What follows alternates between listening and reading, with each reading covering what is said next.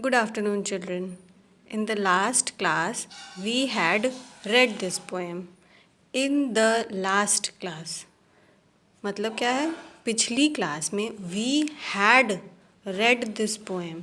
we मतलब हम लोग ने had क्यों लगाए हैं? भूतकाल में पहले हम लोग पढ़ चुके हैं ना, तो had लगाए हैं।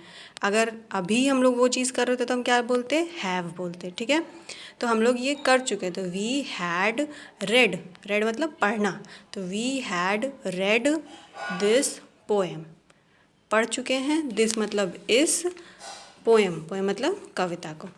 ओके, तो in the last class we had read this poem. Okay, after that we have understood these two paragraphs. Okay, we had understood these two paragraphs also. we मतलब हम लोग ने, had भूतकाल में है, understood मतलब क्या? समझ चुके हैं। these two इन दोनों, these two इन दोनों पैराग्राफ्स को। ओके, तो we had understood these two paragraphs also, हम लोग इन दोनों पैराग्राफ्स को समझ भी चुके हैं। ठीक है, today we will understand these two paragraphs. Okay, और the remaining paragraphs. So word क्या कहें हम कहें हैं today we will understand these two paragraphs. We मतलब हम लोग, विल अभी करेंगे आगे भविष्य में, तो वी विल अंडरस्टैंड समझेंगे, दीज टू इन दोनों पैराग्राफ्स को। ओके, तो व्हाट आई हैव सेड, क्या मैंने कहा है? टुडे आज, we will understand these two paragraphs, आज हम लोग इन दोनों पैराग्राफ्स को समझेंगे। ओके, या कैसे कह सकते हैं हम? Today we will understand the remaining paragraphs. Remain मतलब क्या होता है? बचा हुआ। ठीक है, तो हम कैसे कह रहे हैं? Today we will understand the remaining paragraphs, तो आज हम लोग बचे हुए पैराग्राफ्स को समझेंगे। ओके, सो लेट्स स्टार्ट शुरू करते हैं। नहीं, नो, बिफोर दैट इससे पहले let's revise these two paragraphs. Okay, let's revise these two paragraphs, इन दोनों पैराग्राफ को हम लोग रिवाइज दोहराते हैं। ठीक है, okay, let's start. How often we wish for another chance to make a fresh beginning, a chance to blot out our mistakes and change failure into winning. हम लोग कितनी बार चाहते हैं एक दूसरा मौका, एक नई शुरुआत बनाने के लिए या करने के लिए, एक मौका हमारी गलतियों को दूर करने के लिए और अपनी हार को जीत में बदलने के लिए। कितनी बार हम चाहते हैं एक दूसरा मौका, एक नई शुरुआत करने के लिए और अपनी गलतियों को हटाकर अपनी हार को जीत में बदलने के लिए। It does not take a new day to make a brand new start. It only takes a deep desire to try with all our heart. It किसकी बात हो रही है? इस नाम की, अनदर चांस, दूसरे मौके की। तो दूसरा मौका लेता नहीं है एक नया दिन, दूसरे मौके को एक नया दिन नहीं, दूसरे मौके को एक नया दिन नहीं चाहिए उस एक नई शुरुआत करने के लिए। उसे केवल एक गहरी मन की इच्छा चाहिए ताकि हम पूरे मन से उस चीज़ को कोशिश करें। ठीक है, तो it does not take a new day, क्या है?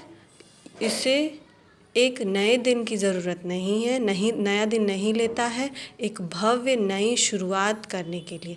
इट ओनली टेक्स, उसे केवल चाहिए अ डीप डिज़ायर, एक गहरी इच्छा, to try with all our heart, उसे केवल एक गहरी इच्छा चाहिए पूरे मन से, ऑल आवर हार्ट, पूरे मन से कोशिश करने के लिए। ओके, आफ्टर दिस, इसके बाद let's start the new paragraph. After this, इसके बाद let's start the new paragraph.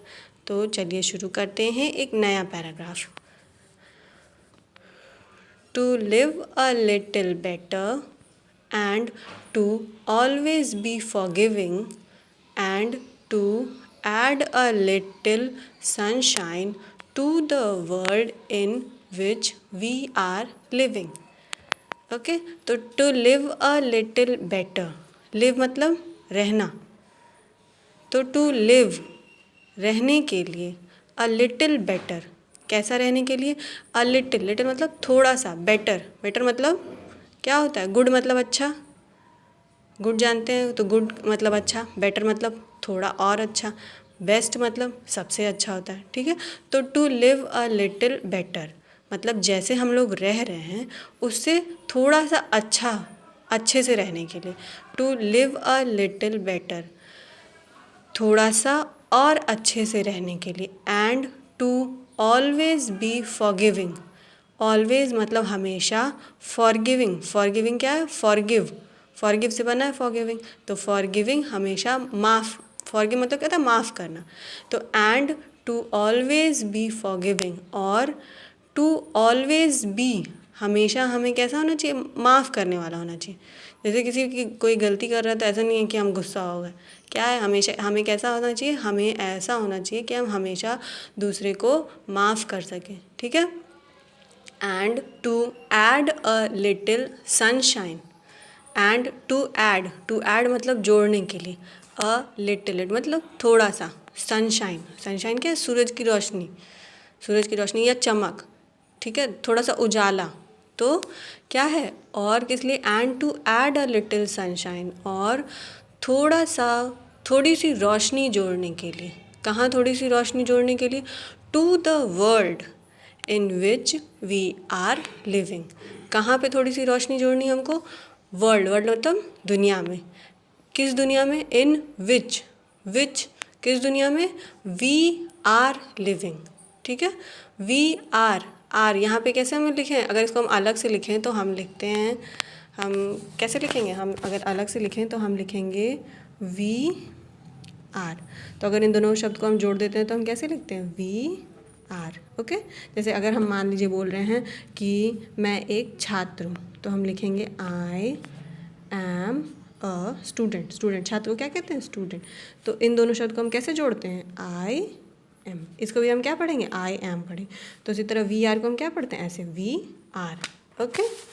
तो क्या है, to the world in which we are living, पूरा पढ़ते, and to add a little sunshine to the world in which we are living, तो क्या है, और थोड़ी सी रोशनी जोड़ने के लिए उस दुनिया में जिसमें वी आर हम लोग लिविंग रहते हैं, ओके। तो let's read the whole paragraph, let's read the whole paragraph, चलिए पढ़ते हैं, होल मतलब पूरा पैराग्राफ, तो to live a little better and to always be forgiving and to add a little sunshine to the world in which we are living, तो किस लिए हमको दूसरा मौका चाहिए, टू लिव अ लिटिल थोड़ा सा और अच्छे से, हम लोग अच्छे से रह रहे हैं, बेटर मतलब क्या, उससे अच्छा, तो थोड़ा सा और अच्छे से रहने के लिए, और हमेशा माफ़ करते रहने के लिए, और थोड़ी सी रोशनी जोड़ने के लिए उस दुनिया में जिसमें हम लोग रहते हैं, okay. Now let's understand the last paragraph, now मतलब अब, लेट्स अंडरस्टैंड, चलिए समझते हैं लास्ट पैराग्राफ, देखिए कविता का आखिरी पैराग्राफ है, तो आखिरी क्या बोलते हैं, लास्ट, तो let's understand the last paragraph, चलिए हम लोग आखिरी पैराग्राफ को समझते हैं।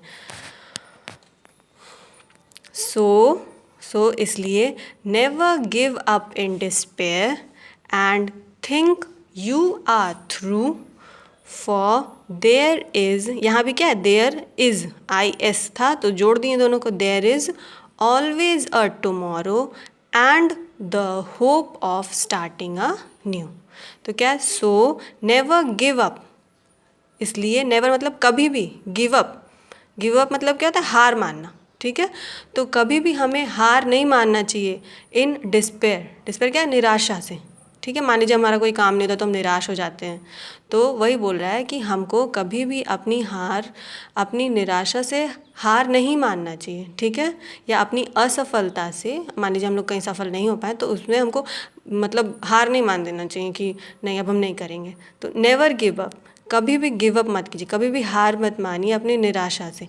एंड थिंक मतलब सोचिए, एंड और सोचिए, यू आर थ्रू, यू क्या है, आप लोग, यू तुम, आप, आर थ्रू मतलब आप अभी जैसे कोई काम कर रहे हैं तो बस होने वाला है, थ्रू मतलब बस अंत तक होने वाला।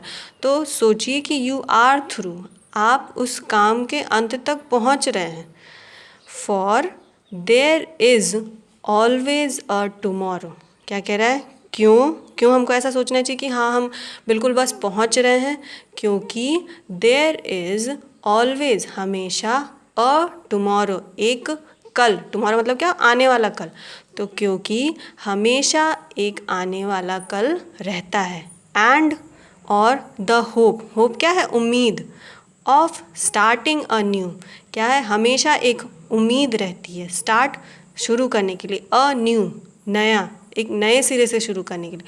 तो हमेशा एक उम्मीद रहती है किसी भी चीज़ को एक नए सिरे से शुरू करने के लिए, ठीक है। तो let's read it once again, चलिए फिर से हम इसको पढ़ते हैं। Read it once again, once एक बार, और इसको पढ़ते। So never give up in despair and think you are through, for there is always a tomorrow and the hope of starting a new. तो इसलिए कभी भी हमें निराशा में हार नहीं मान लेनी चाहिए और सोचना चाहिए कि हम बस पहुंचने वाले हैं या करने वाले हैं, हमारा काम हो सकता है, क्योंकि हमेशा एक कल रहता है, आने वाला कल होता है, और एक उम्मीद रहती है नए सिरे से शुरू करने की, ठीक है। तो ये हो गया हमारा पोएम ख़त्म। Now our poem is over, okay. Now अब आवर पोएम, हमारी कविता ख़त्म हो गई, ठीक है। Let's read it once again, the whole poem. Let's read it once again, चलिए हम लोग पढ़ते हैं ये पोएम वंस अगेन, एक बार फिर। Name of the poem is, नाम है कविता का, another chance. How often we wish for another chance to make a fresh beginning, a chance to blot out our mistakes and change failure into winning. It does not take a new day to make a brand new start. It only takes a deep desire to try with all our heart, to live a little better and to always be forgiving and to add a little sunshine to the world in which we are living. So never give up in despair and think you are through, for there is always a tomorrow and the hope of starting a new. Okay? Name of the poetess is, name of the poetess, कवित्री का नाम क्या है, Helen Steiner Rice, okay, Helen Steiner Rice, okay children, ठीक है बच्चों, okay.